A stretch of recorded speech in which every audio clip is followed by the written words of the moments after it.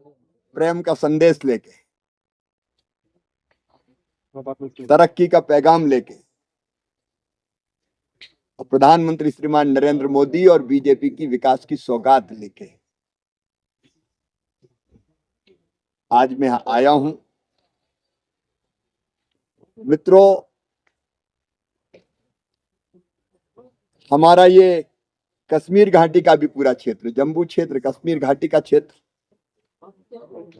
ये प्रगति और विकास की दौड़ में कभी भी कहीं भी पीछे ना रहे। ये प्रधानमंत्री श्रीमान नरेंद्र मोदी जी की इच्छा है, भारतीय जनता पार्टी की एनडीए की केंद्र सरकार की भी इच्छा है, और कृषि और ग्रामीण विकास मंत्री के नाते मेरा संकल्प। आप जानते हैं कि चारों तरफ विकास के बड़े कार्य भी होते हुए दिखाई दे रहे हैं, कई पूरे हो गए। अब तो वंदे भारत जम्मू से श्रीनगर आई ट्रेन चल रही है। उन कामों को नहीं गिनाना चाहता, लेकिन तरक्की के लिए गांवों का विकास भी जरूरी है।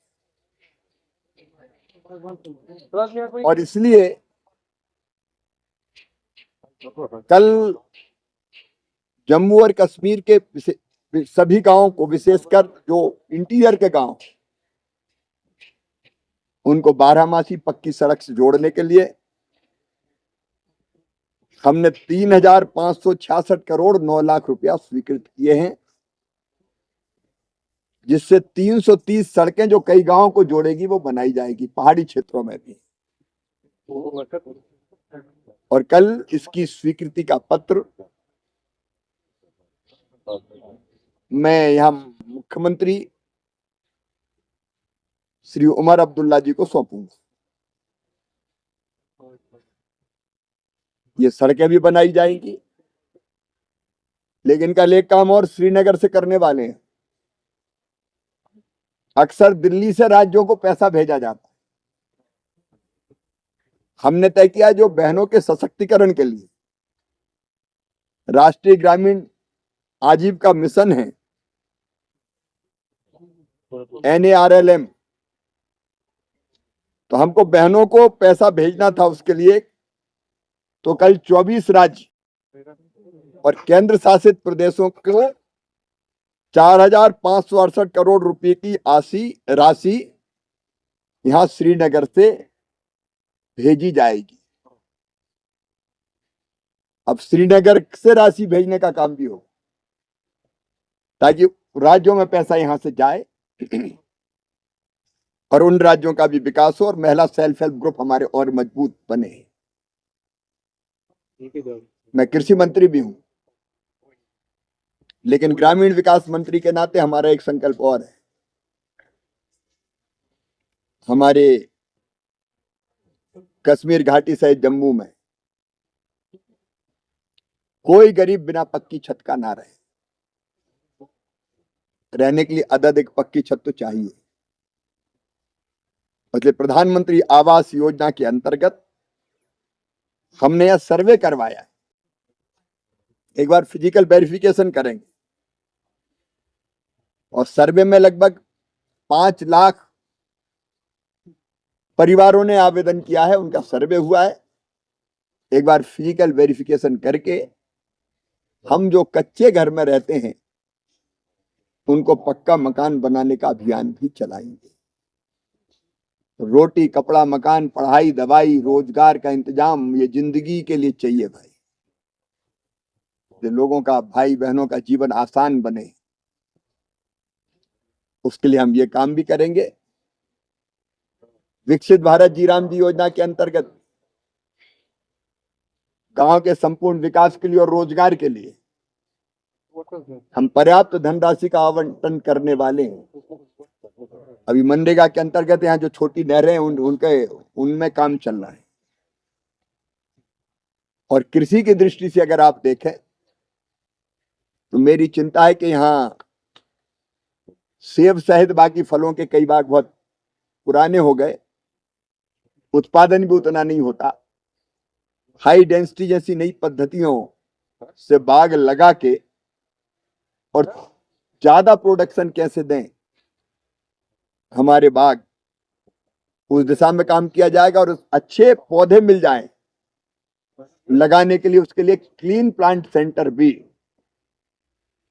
यहाँ खोला जाएगा। क्लीन प्लांट सेंटर का मतलब है अच्छी वैरायटी के रोग मुक्त पौधे मिले ताकि बड़े होकर अच्छे फल दें। तो वो भी 100 करोड़ रुपए से ज्यादा की लागत का यहाँ बनाया जाएगा। अभी मुख्यमंत्री जी से चर्चा करके, क्योंकि आदरणीय अध्यक्ष और एलओपी बैठे, इन्होंने मुझे कहा, हाँ एलओपी बैठे, इन्होंने मुझे कहा कि भाई खेती में आप क्लीन प्लांट सेंटर जैसी चीज करो ताकि यहाँ उत्पादन बढ़े।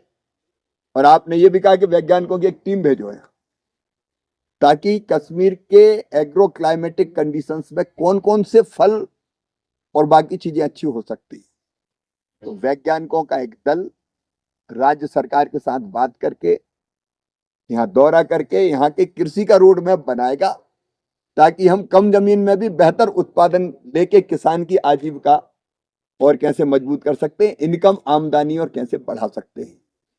तो इसका काम भी पूरी शिद्दत और गंभीरता के साथ करेंगे। मैं तो इसी सेवा के भाव से आज श्रीनगर की धरती पर आया हूं और आपसे मिलकर भी मुझे बहुत खुशी हुई।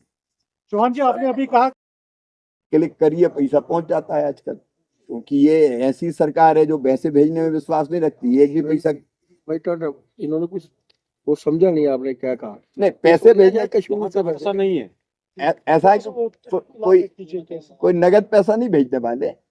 ये पैसा राज्य के अकाउंट में यहाँ से हम तय करेंगे क्लिक और वहां पहुंच जाता है टेक्नोलॉजी का इस्तेमाल करके। कोई ऐसे नहीं जाता कि कोई थैले में भर के ले जाता। ये तो लेकिन मन में था कि एक सरकार को श्रीनगर से भी एक सवाल यहाँ से है मेरा। राहुल गांधी ने कहा कि जो पीएम मोदी है उन्होंने हिंदुस्तान के एग्रीकल्चर को यूएस को बेच दिया है, तो उस पर आप क्या कहना चाहेंगे? देखो, उनने तो कभी कुछ किया नहीं। उनने किसान को, खेती को, सबको बर्बाद किया। अब अगर हम काम कर रहे हैं तो उनको कहीं से कहीं कोई ना कोई आरोप तो लगाना। मैं दृढ़ता के साथ ये कहता हूं कि जितने भी एफटीए हुए हैं, जितने समझौते हुए हैं, वो सब भारत की जनता के हितों को सबसे ऊपर रखकर और किसान के जो हित है उनको सर्वोपरि मानकर किए गए हैं। कोई भी एफटीए, क्योंकि एक नहीं हुआ, कई हुए हैं। अभी तो यूएसए से तो हुआ भी नहीं है, लेकिन जो भी हुआ है वो किसानों के हित में है, देश के। मिस्टर चौहान, यहाँ पे जो कश्मीर रीजन की अगर हम बात करेंगे, 70% of the population is directly dependent on agriculture and horticulture sector and still in the 21st century हम हाई डेंसिटी की बात आपने की, इटली, हम अभी भी यहाँ पे जो प्लांट्स लाते हैं वो इटली से इंपोर्ट करते हैं। यहाँ despite having universities here, we didn't produce the samples which we can cultivate here. एक तो ये लेके इसके लिए सेंट्रल गवर्नमेंट की क्या इकदाम रहेंगे। सेकंड, इसी में नेक्स्ट सैफरॉन जो वर्ल्ड में फेमस है वो धीरे धीरे घटता जा रहा है, और सेंटर के क्या इकदाम रहेंगे। पहली चीज तो ये कि हम जब क्लीन प्लांट सेंटर की बात कर रहे हैं तो हम यहाँ नर्सरी लगाएंगे,